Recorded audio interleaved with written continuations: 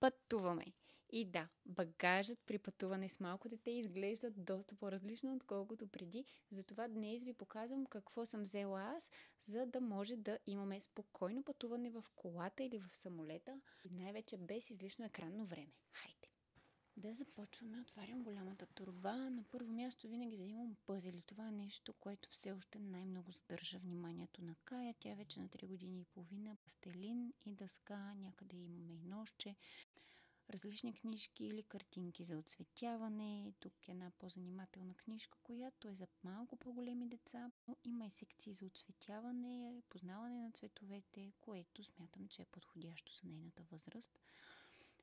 Книжка с лепене на стикери, още един пъзел, дървен, с не много части, така че да е подходящо да ги търся в колата, когато изпаднат.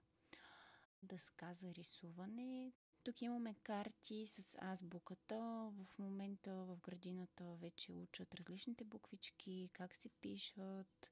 Тук имаме домино, което все още не съм ми показвала. Взела съм и такъв морски шах, който лесно да можем да играем в колата или пък да носим с нас някъде навън. Любимите ни книжки от Cleverbook, тази чудесна магнитна кутия. Кая имаше страх от вълци, предполагам от всички приказки, които четем, и преодоля до някаква степен този страх, защото обличахме вълка по този смешен начин. Няма как и без любимите приказки. Мини енциклопедии и ред на много въпроси. Любимата поредица за Марти. Да не тръгваме през ето тези две приятелчета. Защо нося и двете? Бейбифонът работи с радиовръзка, камерата работи с интернет връзка и съответно използвам според това къде оставаме и кое би било подходящо.